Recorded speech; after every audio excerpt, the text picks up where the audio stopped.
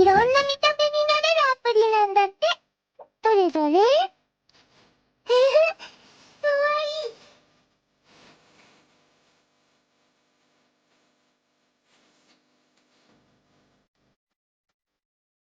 তো গাইস কেমন আছো তোমরা সবাই? জুজুৎসু কাইজেনের ভুয়া ভিডিওতে তোমাদের সবাইকে স্বাগতম। কেন ভুয়া ভিডিও বললাম আমি বলি। গ্রুপে সবাই আমাকে পাগল বানিয়ে ফেলছে, ভাই স্পয়লার আসছে, ভিডিও বানান প্লিজ।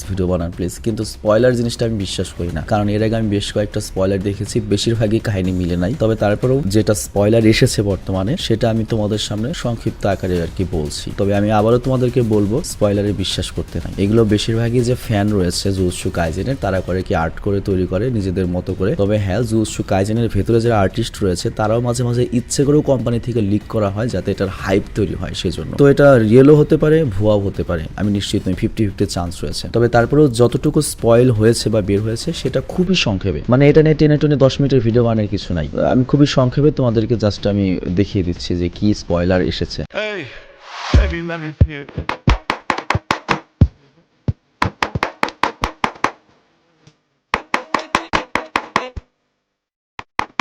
তো যাই হোক, যেমন স্পয়লার এসেছে তার মধ্যে বলা হয়েছে যে 245 নম্বর যে চ্যাপ্টার আসবে তার মধ্যে আমরা দেখবো হচ্ছে হাকারি ভার্সেস উরোমের ফাইট এবং হিগুরোমা, আমাদের যে উকিল রয়েছে হিগুরোমা ভার্সেস শকুনা ফাইট, এবং দুটো ফাইটই খুব ক্রিটিক্যাল ফাইট হবে। তবে যেহেতু শকুনার সামনে হিগুরোমা পড়বে, তো আমি মোটামুটি নিশ্চিত করতে পারছি, মানে বলতে পারছি যে হিগুরোমা হয়তো টাটা গুড বাই হয়ে যাবে। তবে আমরা নিজেরাই চলে এটা ফিগার আউট করি কি হয় কাহিনী বা কেমন ভাবে কাহিনীটা এসেছে। স্পয়লার চ্যাপ্টার শুরু হয় হাকারি ভার্সেস উরোমের ফাইট দিয়ে, যেখানে আমরা উরোমেকে খুবই ক্ষিপ্ত অবস্থায় দেখতে পাই, যে শকুনার কাছ থেকে দূরে রয়েছে, খেদমত করতে পারছে না, কারণ তাকে এখন হাকারির সাথে লড়াই করতে হবে বলে। তো উরোমে এখানে ফোর্সড কাম অ্যাটাক দিয়ে হাকারির উপর আক্রমণ করে। তো এই ফোর্সড কাম মূলত একটা আইস এনার্জি, মানে একটা বরফের অ্যাটাক। আর উরোমের এর আগের পাওয়ারটা আমরা দেখেছি যে আইস দিয়ে যখন অ্যাটাক করে তখন সামনের মানুষ কিন্তু বরফে আটকে যায়। তবে এই অ্যাটাকটা হাকারির পুরো শরীরকে আটকে দেয় না, শুধুমাত্র এক সাইড, ডান সাইডটা আটকে দেয়। এবং তারপর উরোমি বলে যে তোমার টাইম শেষ হয়ে গিয়েছে, কিন্তু আমাদের অবাক করে দিয়ে হাকারি করে কি তার ওই আইসটা পুরো ভেঙে ফেলে। যদিও এর কারণে হাকারির ওই হাতটাই পুরো চলে যায়, কিন্তু হাকারির রিজেনারেট পাওয়ার খুব ফাস্ট, এবং তারপর সে উল্টো উরোয়ামের উপর অ্যাটাক করে। তো এরপর উরোয়ামি করে কি আবারও অ্যাটাক ফর্ম করতে যায়, কিন্তু ইতিমধ্যে হাকারি তার হাত পুরোপুরি রিজেনারেট করে ফেলেছে। তো এটা দেখে উরোয়ামের মনে করো যে হাওয়া বের হয়ে যায়, কই দিয়ে বের হয়েছে আমি এটা জানি না। এবং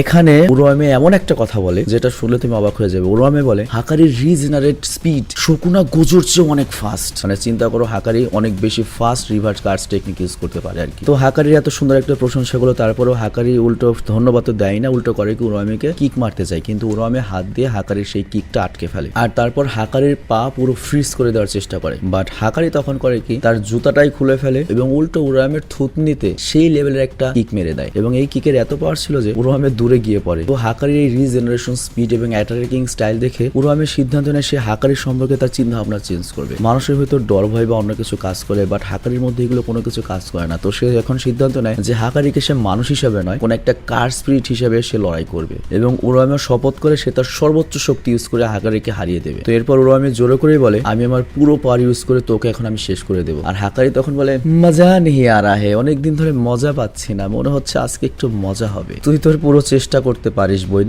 আর এরপর সিন চেঞ্জ হয়, আমাদেরকে ট্রায়াল দেখানো হয়, হিগুরোমার সেই ট্রায়াল। কিন্তু ওখানে মূলত ট্রায়ালটা করা হয়েছিল বা কোর্টটা করা হয়েছিল হচ্ছে শকুনাকে আটকানোর জন্য, কিন্তু উল্টো কোর্ট থেকে ইউজিকে অ্যাকোজ করা হয় মাস ডিস্ট্রাকশনের জন্য, মানে অনেক মানুষ মারার জন্য। কিন্তু তখন হিগুরোমা পড়ে যায় একটা বিপদ, এবং হিগুরোমা তখন ইউজিকে ডিফেন্ড করে এবং কোর্টে বলে আসল ক্রিমিনাল হচ্ছে শুকুনা। এবং ভালো করে যদি লক্ষ্য করো তুমি হিগুরোমার হাতে একটা এভিডেন্সের পেপার বা এনভেলপও দেখতে পাবে। তো হিগুরোমা যখন আদালতে শুকুনাকে তোমার ক্রিমিনাল প্রমাণিত করতে যাচ্ছে, তখন শুকুনা বলে ভাই যা করবি তাড়াতাড়ি কর, আমার কাছে এত সময় নেই, মানে শুকুনা তার স্টাইলে এই কথাটা বলে আর কি। আর তোকে যদি আমি বলি তোর এই ডোমেনের সকল রুল আমি জানি ভাই, অলরেডি জানি, তবে সত্যি যদি বলি আমার শুধুমাত্র তোর সোর্ডটার উপর বা তোর তরলটার উপর একটু ইন্টারেস্ট আছে। তো হিগুরোমা পুরো শক্ট হয়ে যায় যে শুকুনা এত কিছু কিভাবে জানে। অ্যাকচুয়ালি তোমাদের নিশ্চয়ই মনে আছে এই হিগুরোমার সাথে কিন্তু ইউজির এক সময় ফাইট হয়েছিল, তো এর জন্য শুকুনা হিগুরোমার পুরো এই ডোমেন সম্পর্কে জানে। তো যাই হোক, ইতিমধ্যে জজেস মানে ওখানে যে শিকিগামি রয়েছে সে করে কি শকুনার সকল দোষ আমলে নেয় এবং শকুনাকে তার দোষ স্বীকার করতে বলে। আর তখনই হিগুরোমা করে কি তার যে এক্সিকিউশনার সোর্ড রয়েছে, মানে যেটা দিয়ে মৃত্যুদণ্ডের শাস্তি দেওয়া হবে, সেটা আনতে যায়। আর ভাবতে থাকে শকুনাকে আমি ইজিলি হারাতে পারবো, কারণ অলরেডি গোজোর সাথে লড়াই করার সময় ও তোর টেনশনটাকে হারিয়ে ফেলেছে। কারণ অলরেডি তোমরা দেখেছো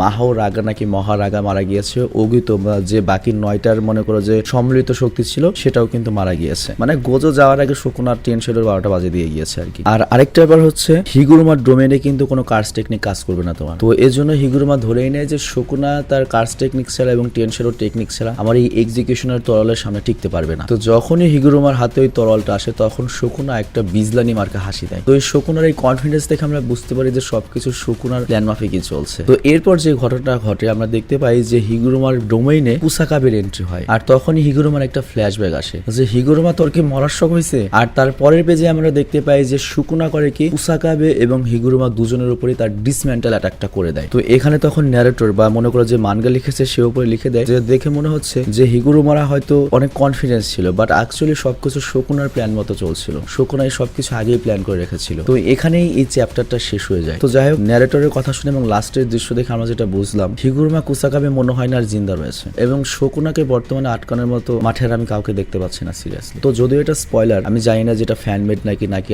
অরিজিনাল লিক্স, তবে তারপরেও যেভাবে কাহিনীটা দেখলাম আমার কাছে মনে হয় যখন 245 নম্বর চ্যাপ্টার আসবে কাহিনীটা অনেকটা এরকমই থাকবে, হয়তো আরেকটু বড় থাকবে কাহিনী, কিন্তু এরকমই হয়তো ফিনিশিংটা হবে। মানে হিগুরুমা এবং কুসাকাবেকে হয়তো আমরা হারাতে চলেছি সামনের চ্যাপ্টারে। এবং শুকুনা ভাই এই হালার পর ডেঞ্জারাস, টু ডেঞ্জারাস, এবং গোজো যেহেতু নাই কোনোভাবেই শুকুনাকে হারানো আর কারো পক্ষে পসিবল না। এবং জুজুৎসু কাইজেনের প্রথম থেকে আমরা জেনে আসছি ইউজি মেন ক্যারেক্টার, তবে এখনো পর্যন্ত 245 চ্যাপ্টার পার হয়ে গিয়েছে, বাট ইউজিকে এখনো আমরা কোনো মেজর ক্ল্যাশে পাইনি। তো হতে পারে এখানে রাইটার এমন একটা কোনো ক্লাইম্যাক্স আনবে যেটার মাধ্যমে ইউজি অনেক বেশি শক্তিশালী হয়ে যাবে বা এরকম কোনো একটা কিছু হবে এবং হয়তো শুকুনাকে হারিয়ে দেবে। কিংবা এরকমও হতে পারে যে গোজোকে যে আনবে এটা একেবারে অসম্ভব না, গোজোকে ব্যাক আনতেই পারে, কারণ দেখো গোজোর যে হিউজ ফ্যান বেস রয়েছে, জুজুৎসু কাইজেনের মেন যে তোমার হাইপটা এটাই কিন্তু এসেছে গোজোর কাছ থেকে। তুমি দেখো এনিমি ক্যারেক্টার মারা গিয়েছে তাও মানগায়, তার জন্য জাপানে আন্দোলন হয়, পুরো দুনিয়াতে হ্যাশট্যাগ দিয়ে ভরে গিয়েছিল অনলি গোজো গোজো গোজো। অনেক মানুষ জানেও না কি এই গোজো, মানে এই গোজো ক্যারেক্টারটা এমন ভাবে ভাইরাল হয়েছে যারা এনিমি দেখেও না তারাও মনে করে একবার গোজো কি এটা সম্পর্কে জানতে চেয়েছে। তো আমার মনে হয় গোজো হচ্ছে একটা লাভজনক ক্যারেক্টার জুজুৎসু কাইজেনের জন্য।